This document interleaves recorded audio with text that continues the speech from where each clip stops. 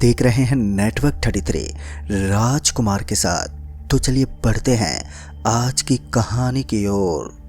दोस्तों, रात के लगभग 2 बजे जब मैं और मेरा दोस्त संगम हम दोनों स्टेशन पर रुके थे, तो उस वक्त हमारे साथ कुछ ऐसा हुआ जिसे हम अगर आज भी याद कर लेते हैं तो हमारी रूह तक कपकपा जाती है। हम आज भी उस रात को भुला नहीं पाते।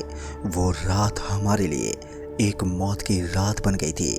स्टेशन में जब हम पहुंचे तो उसके बाद हमने देखा कि वहां पर कोई भी मौजूद ही नहीं था, लेकिन वहां पर एक लड़का और लड़की मौजूद थी। उन दोनों को देखकर हम दोनों अपनी जगह पर पहुंच गए, लेकिन कुछ देर में ही वो दोनों लोग हमारे सामने से गायब हो गए। और उन दोनों को वहां से गायब होता देख हम दोनों को थोड़ा अचंभव तो हुआ, लेकिन हमने ध्यान नहीं दिया। पर जब संगम बाथरूम करने के लिए गया और उसके बाद वो वापस नहीं आया, तो मैं उसे ढूंढने के लिए गया। लेकिन उसके बाद मैंने जो देखा उसे देखकर तो मेरे पैरों तले जमीन ही खिसक गई, क्योंकि उन दोनों की लाशें वहीं पर पड़ी हुई मिली।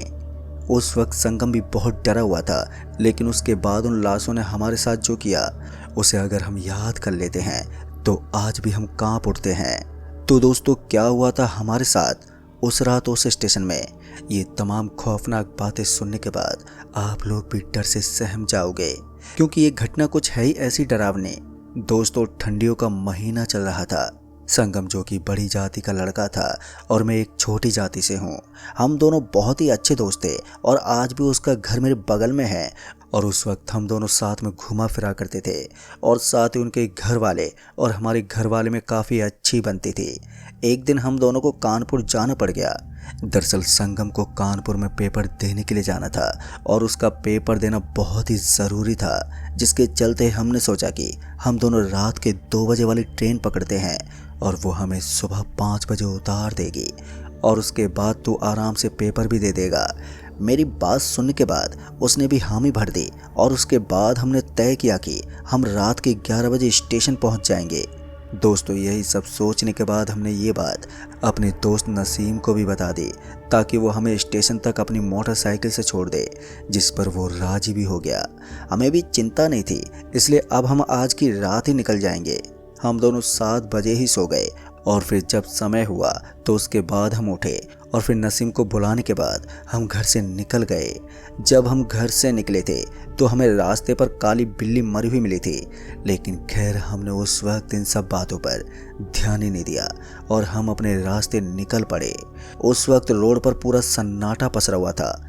एक भी गाड़ी हमें दिखाई नहीं दे रही थी, क्योंकि गांव का रोड था और गांव के रोड पर तो गाड़ियों का आना जाना जल्दी ही बंद हो जाता है। हम लोग मस्त ठंडी ठंडी हवा का झोंका खाते हुए वहां से गुजर रहे थे, लेकिन उस वक्त हमें ठंडी भी बहुत लग रही थी।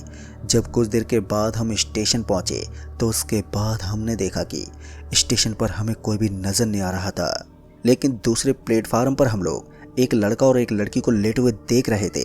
उन दोनों को लेटा देख हम लोग हंसने लगे थे कि साले ऐसे लेटे हुए हैं जैसे कि घर के बेडरूम में हो। उस वक्त नसीम वहीं पर रुका हुआ था, लेकिन कुछ देर के बाद उसके घर से कॉल आ गया और फिर उसने भी जाने के लिए बोल दिया कि तुम लोग आराम से चले जाना और कोई दिक्कत हो तो मुझे कॉल कर लेना। उसकी ये बात सुनने के बाद हमने उसको बाय बोल दिया और वो वहाँ से चला गया। अब हम दोनों स्टेशन की सीट पर बैठे ट्रेन के आने का इंतज़ार कर रहे थे कि कब ट्रेन स्टेशन पर आएगी, लेकिन अभी हमारा सारा ध्यान उन्हीं दोनों लड़का लड़की पर ही था।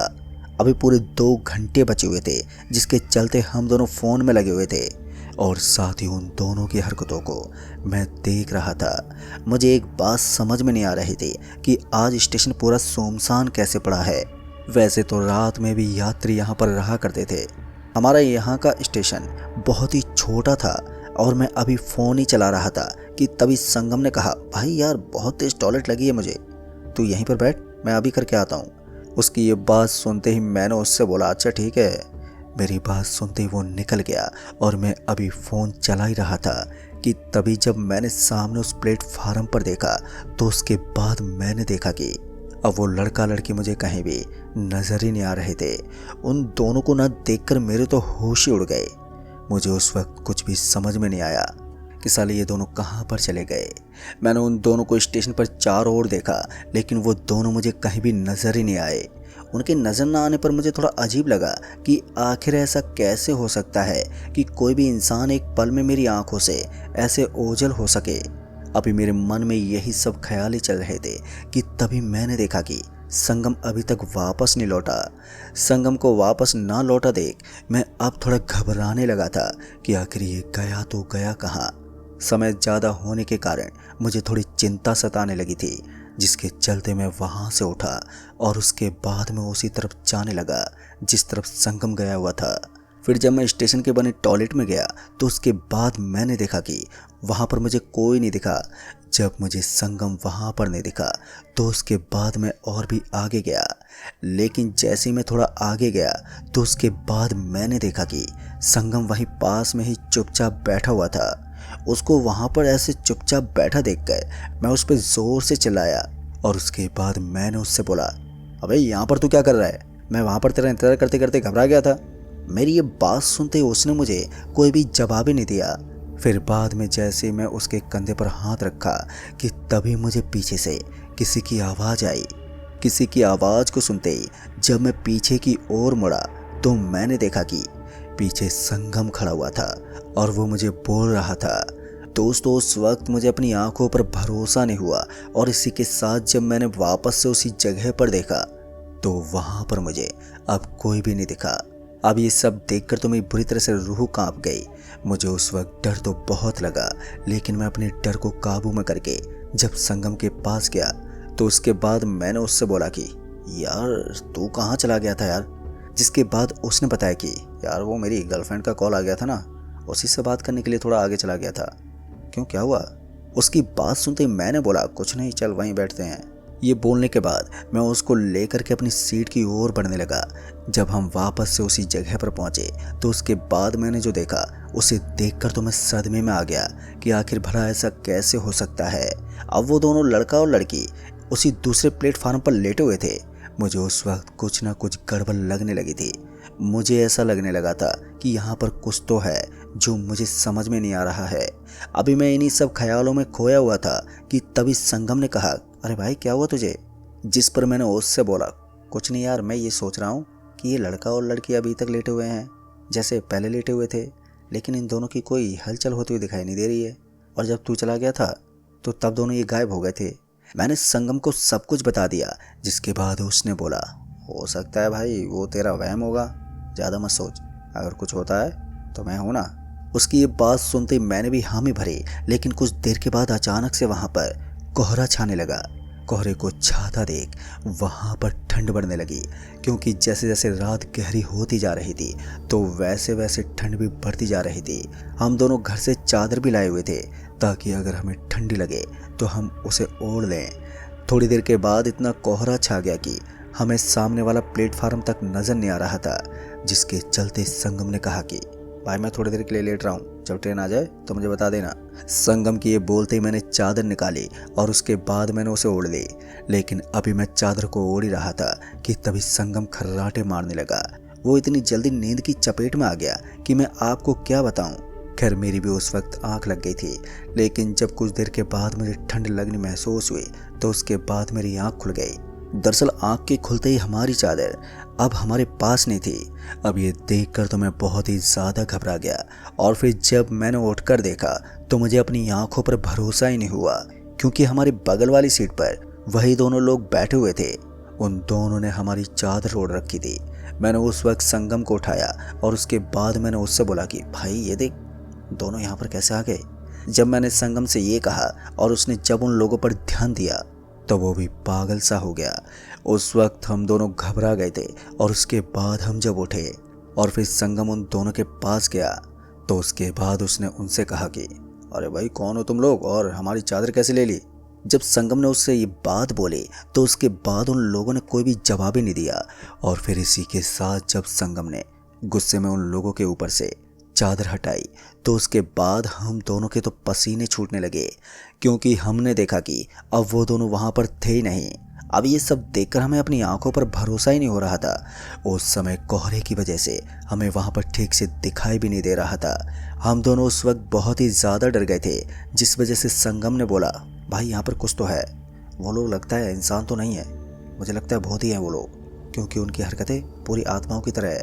अभी हम दोनों आपस में ऐसी ही बातें कर रहे थे कि तभी एकदम से मेरे कंधे पर किसी ने हाथ रखा और उसके बाद जब मैंने पीछे मुड़कर देखा तो मैंने पाया कि पीछे वही लड़की खड़ी हुई थी, लेकिन उस लड़की का चेहरा बहुत ही भयानक था जिसे देखकर तो मेरी रूह कांप रही थी। अभी मैं डरा सहमा उस लड़की के सामने ही खड़ा था कि तभी मुझे संगम की चीख सुनाई दी। संगम की चीख को सुनते ही जब मैंने संगम को वापस से पीछे मुड़कर देखा तो मैंने पाया कि संगम अब वहां पर था ही नहीं। संगम को वहां पर ना पाकर मेरी तो हालत खराब होने लगी। मैं अब बहुत ही ज्यादा घबरा गया था कि आखिर संगम गया तो गया कहाँ। अभी मैं यही सब सोच रहा था कि तभी जब मैंने उस लड़की की ओर देखा तो अब वो लड़की भी मुझे नहीं दिखी। अब ये सब देखकर मेरे अंदर डर की सीमा बढ़ने लगी। मैं अब परेशान होने लगा। अभी मैं परेशान ही वहां पर खड़ा था कि तभी मेरे कानों में संगम की आवाज पड़ी। संगम की आवाज को सुनते ही मैं सीधा उसी तरफ भागने लगा। जब मैं भागते उसके पास पहुंचा तो मैंने देखा कि वो रेलवे की पटरी पर लेटा हुआ था। उसको वहां पर देखकर मैं जब उसके पास गया तो फिर मैंने उसको जल्दी से उठाया और फिर उसे लेकर के प्लेटफार्म पर आ गया और वहीं की एक सीट पर बिठा दिया। जब मैंने उसे वहां पर बिठा दिया तो उसके बाद उसने मुझसे बोला कि भाई यहाँ से जल्दी से निकल, नहीं तो वो दोनों हमें नहीं छोड़ेंगे। जब मैंने उसकी बात सुनी तो फिर मैंने उससे कहा कि रुक, मैं नसीम को कॉल करता हूँ। जैसे मैंने अपना फ़ोन निकालना चाहा कि तभी वहाँ पर किसी ने मेरा फ़ोन छीन लिया और इसी के साथ ही जब मैंने इधर उधर देखा तो मुझे वहाँ पर कोई भी नहीं दिखा। जब मुझे वहाँ पर कोई नहीं दिखा तो उसके बाद मैं और भी ज़्यादा डरने लगा। अब मैं वहाँ पर संगम के साथ चुपचाप बैठ गया, लेकिन संगम ने कहा भाई यहाँ से भागना ही हमारे लिए अच्छा होगा। जिस पर मैंने उससे कहा भाई तेरी हालत वैसे भी बहुत ख़राब है, तो कैसे भागेगा। जब मैंने उससे ये बोला तो उसके बाद वो उठ गया और उसने कहा कि यहीं पर बैठे बैठे ट्रेन के आने का इंतज़ार करते हैं, कुछ देर के बाद ट्रेन भी आने वाली है। संगम की ये बात सुनने के बाद मैंने उससे कहा ठीक है, लेकिन हम दोनों एक साथ ही रहेंगे। वो मुझे बोले जा रहा था कि मेरा पेपर देना बहुत ही ज़रूरी है क्योंकि पुलिस का जो पेपर था। खैर उस वक्त हम दोनों डरे सहमे वहीं पर बैठे रहे और उसके कुछ देर के बाद ही अचानक से वहाँ पर ठंड बढ़ने लगी। ठंड की वजह से हम दोनों बुरी तरह से कांपने लगे। मुझे उस वक्त कुछ भी समझ में नहीं आ रहा था कि आज स्टेशन में ये सब हो क्या रहा है। मैं उस वक्त यही सब सोच रहा था कि तभी एक लड़की की चीख हमारे कानों में पड़ी, जैसे कि उसे कोई मार रहा हो। जब मैंने वो चीख सुनी तो उसके बाद मैंने अपने आसपास देखा, लेकिन मुझे वहाँ पर कोई नज़र ही नहीं आया। लेकिन वो चीख आनी बंद नहीं हुई, जिसके चलते मैंने संगम को बोला भाई तू यहीं पर बैठ, मैं देखता हूँ ये कौन है। क्योंकि वो चीख मेरे पीछे से आ रही थी, जिस वजह से मैंने सोचा कि मैं एक बार जाकर देख लूँ कि शायद कोई लड़की ना हो। दोस्तों यही सब सोचकर जब मैं वहाँ पर गया तो उसके बाद मैंने देखा कि वहाँ पर मुझे कोई भी नहीं दिखा, लेकिन अचानक से किसी ने मुझे धक्का मारा और ट्रेन की पटरी पर मैं जाकर गिर पड़ा, जिस वजह से मुझे काफ़ी चोट आ गई। लेकिन जब मैंने वहाँ से उठने की कोशिश की तो उसके बाद मैं वहाँ से चाहकर भी नहीं उठ पा रहा था। मैं उठने के लिए दम तो लगा रहा था, लेकिन उसका कोई भी फ़ायदा नहीं हो रहा था। और जब मैंने संगम को आवाज़ लगानी चाही तो उसके बाद मेरे मुंह से आवाज़ भी नहीं निकली। मैं बोल तो रहा था लेकिन मेरे मुंह से आवाज़ नहीं निकल रही थी। मैं वहाँ पर इस कदर डर चुका था कि मुझे खुद ऐसा लगने लगा था कि अब मैं मरने वाला हूँ। मेरे मन में अभी यही सब सवाल उमड़ रहे थे कि तभी मैंने पाया कि मेरे बगल में वही लड़की और वही आदमी दोनों तरफ लेटे हुए मुझे घूरे जा रहे थे, वो भी भयानक भरी नज़रों से। और इसके साथ ही सामने से ट्रेन भी मुझे आती हुई दिखाई दे रही थी। उस समय मैं बहुत ही ज़्यादा डर चुका था क्योंकि एक तरफ ये दोनों भयानक रूप में थे और ऊपर से ट्रेन भी सामने से आ रही थी। फिर उस वक्त मेरे दिमाग में अपने कुल देवता की सूझी। मैंने उनका नाम लेना शुरू किया और उसी के साथ ही मैं पूरी जान लगा कर उठा और उसके बाद अपने प्लेटफार्म पर चढ़ गया। जैसे ही मैं ऊपर चढ़ा कि तभी ट्रेन भी वहाँ पर आ गई और मैं वहाँ से भागते हुए संगम के पास गया। और उसके बाद उसने बोला तू कहाँ चला गया था, देख ट्रेन आ गई है। ट्रेन जैसे स्टेशन पर रुकी कि मैं उस पर जल्दी से चढ़ गया। जब हम ट्रेन में चढ़े तो उसके बाद मैं बहुत ही ज़्यादा डरा हुआ था। संगम मुझे देखकर बोल रहा था क्या हुआ तेरे साथ, लेकिन उस वक्त मैंने उससे कुछ नहीं बोला।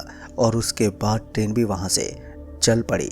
ट्रेन के वहाँ से निकलने के बाद हम लोग समय पर कानपुर पहुँच गए और उसके बाद मैंने संगम का पेपर दिलवाया। और फिर जब उसका पेपर हो गया तो हम शाम की गाड़ी से वहाँ से वापस अपने घर आ गए। दोस्तों घर पर आने के बाद मैं बहुत ही बीमार हो गया और उसके बाद मैंने डॉक्टर को दिखाया, पर फिर भी मुझे आराम नहीं हुआ। जब मुझे आराम नहीं मिला तो उसके बाद मैंने और संगम ने वो सारी बात घर वालों को बता दी। घर वालों को बात बताने के बाद घर वालों ने हमें बहुत चिल्लाया और उन्होंने कहा कि ये बात हमें पहले क्यों नहीं बताई। घर वाले मुझे एक बाबा के पास ले गए जो कि हमारे गांव में रहा करते थे और वो इन सब चीज़ों को ठीक कर देते थे। जब मैं उनके पास पहुंचा तो मैं उसकी आवाज़ सुनकर उसके पास नहीं जाना था। उनकी ये बात सुनकर ही मैं हैरान हो गया। दरअसल उन्होंने बताया कि कुछ दिन पहले उन दोनों की मौत उसी स्टेशन पर हुई थी और उनकी आत्मा तुम पर हावी है। उनकी ये बात सुनते मैं हैरान हो गया और बाबा से कहने लगा कि बाबा मुझे कैसे भी करके इससे छुटकारा दिलवा दो। मेरी बात सुनने के बाद उन्होंने बोला कि तुम दोनों ठीक हो जाओगे। फिर उन बाबा ने मुझे हवन में रखी हुई राख को खाने को दिया और उसके बाद उन्होंने मुझे एक ताबीज़ भी दी ताकि मुझे डर ना लगे, और फिर उन्होंने मेरे ऊपर मंत्र फूके। अब ये सब करने के बाद मैं बिल्कुल ठीक हो गया था। लेकिन दोस्तों मैं स्टेशन में फिर कभी रात के वक्त नहीं गया और ना कभी जाऊंगा, और मेरे फ़ोन का भी आज तक कोई भी अता पता नहीं चला कि आखिर मेरा फ़ोन कौन चला रहा है। तो दोस्तों इस कहानी में बस इतना ही। कहानी आपको पसंद आई हो तो वीडियो को लाइक शेयर कमेंट ज़रूर कर दें। तो मैं आपका दोस्त राजकुमार जल्द ही मिलूंगा ऐसी एक और डरावनी भूतिया घटना के साथ। तब तक के लिए बाय एंड टेक केयर।